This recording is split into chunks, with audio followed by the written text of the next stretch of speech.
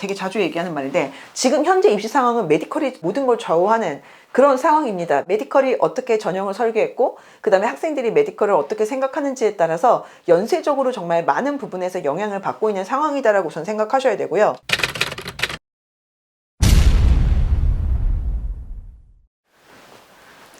안녕하세요. 대치고 공다경입니다. 오늘은 아주 짧은 온라인 설명회 개념으로 간단하게 제가 좀 짚어드리고 싶은 부분이 있어서 이렇게 만나 뵙게 됐습니다. 최근에 지금 저 이거 녹화하는 날 기준으로 해서 최근에 이제 영재학교 입시 지원이 끝났습니다. 영재학교 최근에 이제 지원이 마무리되고, 그리고 학교별로 경쟁률도 발표가 되어서 이걸 바탕으로 우리가 지원하고자 하는 남은 학교들에 대해서 좀 캐치할 수 있는 지점들이 있어서 여기에 대해서 좀 말씀을 드리려고 합니다. 우선은 먼저 이게 요번 2024, 그러니까 요번 올해 학년에 지금 영재학교를 지원한 학생들의 숫자예요. 여기서 이제 좀 한 가지 좀 양해 부탁 말씀드리고 싶은 거는, 한가영 같은 경우는 구체적으로 학교에서 몇 명이 지원했는지를 학교 차원에서 공식적으로 발표하지를 않았습니다. 그래서 그러다 보니까 여기 있는 숫자 같은 경우는 추정치라고 생각하시면 되고, 근데 추정치이긴 한데 어마어마하게 숫자가 달라지지는 아마 않을 거고요. 그래서 어떤 추이와 흐름을 판단하는 데에는 크게 문제없는 정도로 좀 이해를 해주시면 좋을 것 같습니다. 여기 지금 제일 왼쪽에 서울부터 시작해서 경기, 그 다음에 이 두 개가 한가영, 그리고 대전, 대구, 광주, 세종, 인천까지 올해 모집 인원과 그 다음에 지원자, 올해 지원자, 그 다음에 작년의 지원자와 어느 정도 차이가 나는지를 가지고 지금 정리해 놓은 표입니다.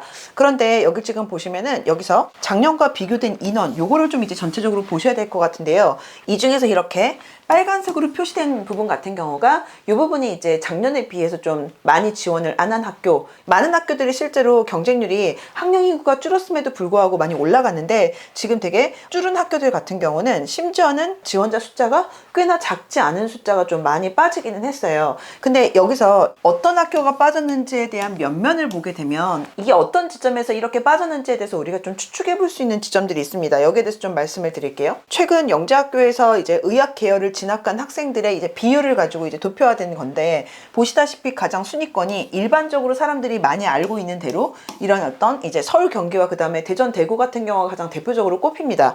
요거 보시면은 그러면은 우리 바로 앞에 봤던 거랑 굉장히 이름이 많이 겹치는 거를 아실 수가 있겠죠. 물론 여기서 이제 경기 같은 경우는 아까 앞쪽에서 순위권에 있긴 했으나, 경기 같은 경우는 소폭이긴 하지만 어쨌든 플러스가 되긴 했거든요. 근데 이 부분은 이렇게 봐야 될 것 같아요. 경기 같은 경우는 그 전년도에 좀 경쟁률이 훅 좀 많이 빠지고 지원자 숫자가 많이 좀 줄어들었었어요. 그런 부분 때문이라고 생각하셔야 될 것 같습니다.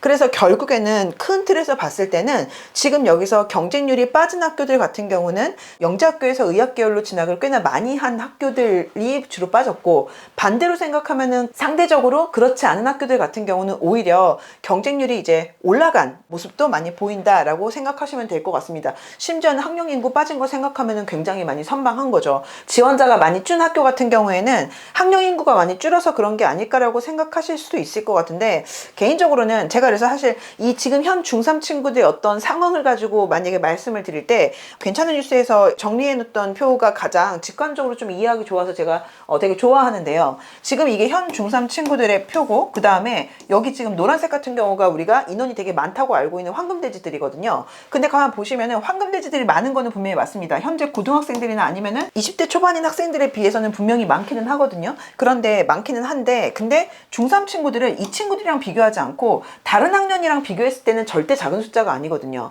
그래서 이 친구들이 작년에 비해서는 소폭 준 거는 분명히 맞습니다. 맞기는 하지만 이게 절대적으로 엄청나게 영향을 줄 만큼, 그러니까 우리가 체감을 할 만큼 어마어마하게 영향을 주거나, 혹은 사람들한테 입시 상황에서 영향을 준 어떤 심리적인 효과들을 생각했을 때 그거를 상쇄하거나 아예 뒤바꿀 정도의 숫자냐, 사실 그렇지는 않다라고 보는 게 저는 사실 맞다고 봅니다. 그래서 이 부분은 제한적으로 영향을 주지 않았을까. 그 다음에 또 하나는 아까 영재학교에서 이제 의대 진학을 목표로 하는 친구들이 상대적으로 많은 것처럼 통계적으로 보였던 그런 학교들에 비해서 좀 더 그렇지 않은 학교들은 오히려 사실은 경쟁률이 학령 인구 자체는 줄긴 했지만 오히려 는 모습을 보였거든요. 그래서 이런 부분들을 봤을 때 학령 인구 숫자 가지고 그렇게 엄청나게 얘기할 정도는 아닌 것 같고요. 그러면은 좀 더 구체적으로 영재학교 지원 심리에 미친 영향을 가지고 한번 생각을 해보면, 첫 번째로는 앞서 말씀드린 대로 아무래도 의대 진학 제재 방안 같은 경우가 되겠죠. 2021년에 여기 조그맣게 글씨가 잘 보이실지 모르겠네. 2021년에 처음으로 의학 계열을 진학하는 학생에 대해서 영재학교에서 진학하는 경우에는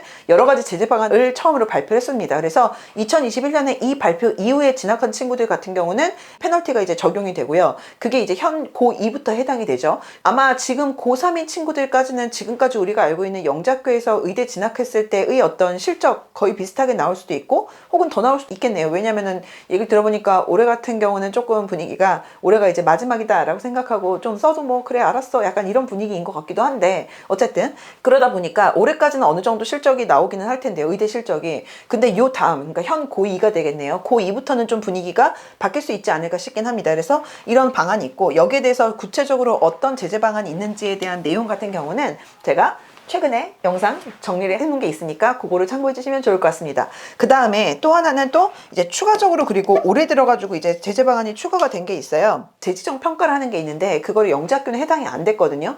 근데 이 영재학교 같은 경우도 이런 재지정 평가를 받도록 하는 방안이 올해 추가가 됐습니다. 그래서 이렇게 되면은 어떤 의미가 되는 거냐면은, 여기 이게 지금 그 당시에 했던 발표 내용인데요. 이공계 우수 인력의 의대 쏠림 현상과 관련해서 영재학교 과학고의 이공계 진로 진학 지도를 강화하고 영재학교 운영에 대한 성과평가 제도를 도입한다라는 내용이 있습니다. 이게 그래서 뭐라고 되어 있냐면은, 이공계 우수 인재 양성이라는 설립 목적에 맞게 운영이 되는지에 대해서 책무성을 강화한다라는 표현이 있거든요. 실제로 원래 교육부에서 학교들을 재지정 평가를 진행을 할 때 학교의 설립 취지에 맞는지를 체크를 합니다. 그러니까 당연히 이 부분에 대해서도 체크의 대상이 될 거고요. 그리고 이렇게 되게 되면은 각 영재학교 입장에서는 좀 더 학생들이 의대를 진학하는 거에 대해서 조금 더 약간 보수적으로 보려고 하는 부분들이 있지 않을까로 생각이 될 만한 상황이 된다. 이렇게 좀 말씀드리고 싶네요. 그리고 지금 이렇게 이 당시에 이런 발표가 나오면서 영재학교를 2개를 추가를 한다든지, 그 다음에 영재 교육에 대해서 전반적으로 굉장히 강화를 하겠다라는 발표를 같이 했어요.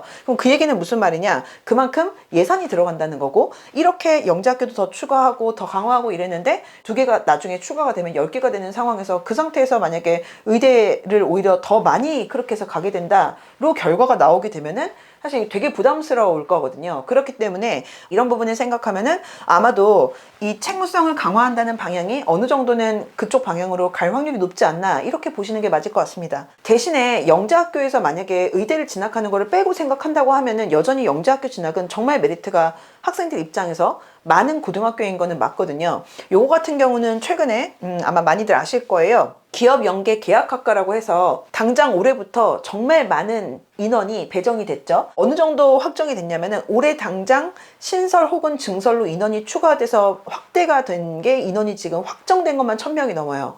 그러니까 굉장히 이제 상위권의 의자가 갑자기 1000개가 빡 하고 늘어난 상황인 거거든요. 이런 상황이다 보니 만약에 공대 쪽에 상당히 의미와 뜻을 두고 있는 친구들 같은 경우는 여기 지금 보시는 것처럼 분야가 반도체, 인공지능, 소프트웨어, 에너지 신소재, 로봇, 뭐 바이오 다 되게 인기 많은 쪽이죠. 그래서 이런 부분들을 생각하면은 오히려 한가영이라든지 이런 공대 진학으로 좀 더 많이 이제 목표하는 친구들이 좀 더 많이 관심을 가질 만한 학교 같은 경우는 조금 더 눈이 가는 상황이지 않을까로 생각을 하고 있습니다. 그 다음에 또 하나 현 중3 친구들 입장에서 영재학교 지원에 있어서 좀 영향을 줄 만한 요소 중에 하나는, 현 중3 친구들 같은 경우는 아마도 대부분의 학생들이 진짜 재수는 웬만하면 안 하고 싶다라는 생각이 다른 학년보다 좀 더 클 거예요. 예를 들어서 지금 보시는 것처럼 실제로 등급이 나오는 과목이랑 고등학교에서, 그 다음에 등급이 나오지 않는 이런 성취평가로 끝나는 과목 같은 경우에 학교에서 이 온도 차이가 굉장히 좀 클 수밖에 없습니다. 고등학교 입장에서는 그게 바람직하다는 얘기는 아니지만, 고등학교 입장에서는 어쨌든 간에 우리 학교 학생들이 만약에 성취평가를 받을 때 BC 비율이 많게 되면 우리 학교 친구들이 나중에 대입에서 불리할 수밖에 없잖아요. 그러다 보니까 비율이 정해져 있지 않는 성취평가 같은 경우는 조금 시험을 쉽게 내는 경향이 사실 있고, 그러다 보니까 이거는 이제 좀 극단적인 예를 제가 갖고 온 거긴 한데 실제로 이런 경우들 꽤 되거든요. 우리 중3 친구들 같은 경우 어쨌든 2015 교육과정의 마지막 세대잖아요. 그럼 이 친구들 같은 경우는 일반고 기준으로 했을 때 고1, 고2 과정 같은 경우는 어쨌든 전부 다 등급이 나오는데, 현 중2 이하부터, 그러니까 2022 교육과정에 해당되는 친구들부터는 고2 과정이 무조건 이렇게 성취평가가 되는 거고, 그 다음에 여기에서 플러스 아직 고1 과정까지도 성취평가를 할지 말지가 아직 확정이 안 된 거죠. 그러니까 만약에 고1 과정 같은 경우는 성취평가 안 한다 하더라도, 그냥 등급 나온다 하더라도 고2 과정, 그러니까 예를 들면 물화생지 1이 되는 거죠. 지금으로 치면 이런 과목들이 전부 다 등급이 안 나오는 상황이 되다 보니까, 이렇게 되면은 당연히 만약에 중3 친구들이 재수하게 됐을 때 중2 친구들은 대부분 학교생활 열심히 하면 사실 이렇게 될 확률이 높거든요. 이 상태에서 우리 친구들은 1등급, 2등급, 3등급, 4등급이 적나라하게 구분이 되는 상황이겠죠.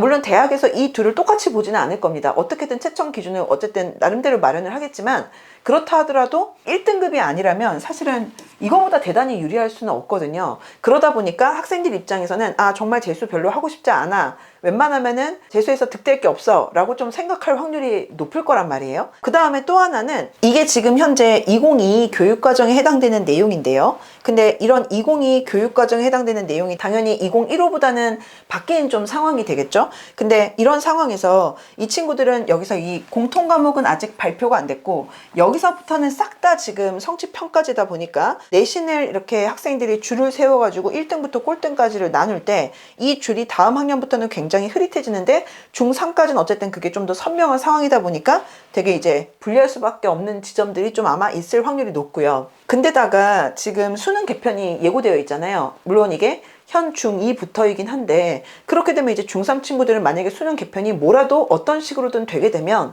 그러면은 현역까지는 지금의 수능 형태로 보다가, 그러다가 이제 만약에 재수를 하게 되면은 고등학교 졸업 때까지 배웠던 그 시스템과 다른 형태의 무언가를 보게 되는 상황이 되겠죠. 그러다 보니까 되게 이제 불리한 상황이 되는 건데, 근데다가 지금 최근에 이게 지금 6월 7일 기사거든요.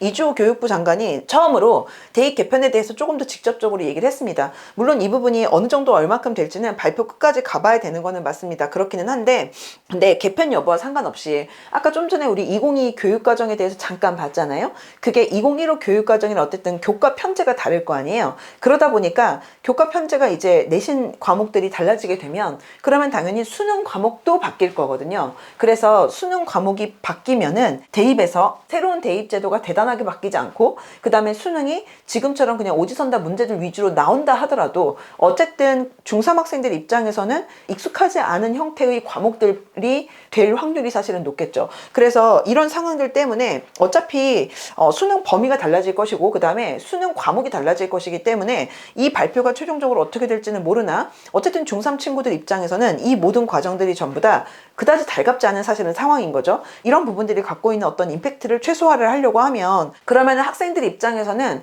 당연히 그러면은 정시 위주의 전략보다는 조금 더 수시에 방점을 두고서 생각을 할 수밖에 없을 겁니다. 정시까지 간다는 거는 어느 정도는 재수도 불사하겠다라는 전략일 수밖에 없는 지점들이 있다 보니까, 그래서 수능 위주로 생각을 할 것이고, 그렇다고 생각한다고 하면 그럼 공대 쪽에 좀 더 뜻이 있는 친구들 입장에서는 영재학교는 너무 매력이 많죠, 여전히. 하지만 의대 쪽 생각하는 친구들 입장에서는 사실 지금까지 영재학교에서 의대를 진학하는 학생들 중에 상당수는 현역대 간 게 아니라 재수하고 그 다음에 이제 정시 준비하면서 간 경우들도 되게 많았는데, 이 부분에 대한 가능성을 최소화한다라고 했을 때, 그러면은 무조건 수시로 사실 간다, 의대를 수시로 간다라고 생각을 해야 되는 것이고, 근데 그 부분이 영재학교에서 의대 진학하는 거에 대한 제재 방안이 확실하게 들어가게 됐을 때는 되게 불리해지는 상황이니까, 메디컬을 염두한 친구들은 상당히 많이 빠질 수밖에 없는 구조인 거죠. 그리고 이 친구들이 그렇다면은 과구를 쓸 것이냐, 만약에 영재학교 썼다가 공대를 상당히 염두하고 있는 친구가 만약 영재학교가 잘 안 되면은 과구를 쓸 수는 있겠죠. 근데 메디컬을 어느 정도 염두했다가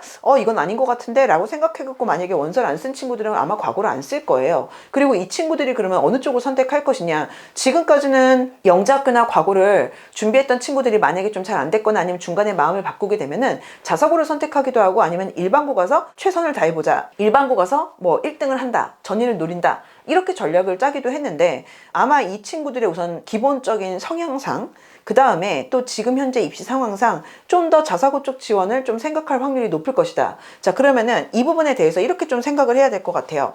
우선은 저는 개인적으로, 이거 제가 되게 자주 얘기하는 말인데, 지금 현재 입시 상황은 메디컬이 모든 걸 좌우하는 그런 상황입니다. 메디컬이 어떻게 전형을 설계했고, 그 다음에 학생들이 메디컬을 어떻게 생각하는지에 따라서 연쇄적으로 정말 많은 부분에서 영향을 받고 있는 상황이다라고 우선 생각하셔야 되고요. 그 다음에 현 중3 같은 경우는 재수 가능성을 좀 최소화하는 플랜으로 많이 생각을 하고 있고, 사실 저도 학생의 개별적인 특성이 차이는 있으나 일반적으로는 현재의 상황에서는 조금 더 이쪽을 저도 추천을 하는 편이기는 해요. 그 다음에 지금 상황이 목표 학과에 따라서 공대인지 뭐 메디컬인지 뭐 문과도 마찬가지고 여기에 따라서 학교마다 고등학교마다 유불리가 확실하고 그 다음에 선호하는 정도가 굉장히 확실한 경향을 보인다. 그렇기 때문에 정리를 하자면은 지금 올해 영재학교 경쟁률과 지원자들의 숫자의 증감 정도를 보면 사실 지금 이 어떤 상황과 그 다음에 제재 방안이 미치는 영향이 고스란히 담겨 있다라고 보는 게 타당할 것 같고요. 그 다음에 이걸 바탕으로 앞으로 과거와 그 다음에 뭐 자사고와 그 다음에 그냥 일반고 진학하는 학생들의 어떤 숫자가 어떻게 될 것이냐 같은 경우는 어느 정도는 좀 예상할 수 있는 지점들이 있겠다.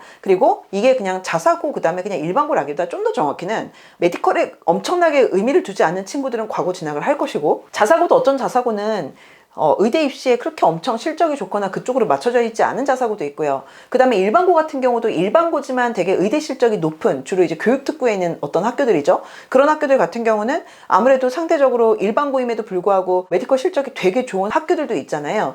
그래서 이게 그러니까 학교의 유형이라기보다는 메디컬로 의미 있는 실적을 내느냐 안 내느냐로 사실 구분이 된다라고 볼 수 있을 것 같아요. 그래서 자사고든 일반고든 메디컬로 의미 있는 실적을 내는 그 다음에 또 하나는 그 실적이 좀 더 수시 쪽인 그런 학교들 같은 경우는 학생들한테 인기가 올해 같은 경우는 되게 많을 것이고 그리고 상대적으로 그렇지 않은 학교는 상대적으로 좀 눈이 덜 갈 확률이 높겠다. 이렇게 좀 정리를 해볼 수가 있을 것 같습니다. 앞으로도 이렇게 여러 가지 소식들에 대해서 좀 정리해서 빨리빨리 업데이트 할 수 있도록 노력하도록 하겠습니다. 네, 감사합니다.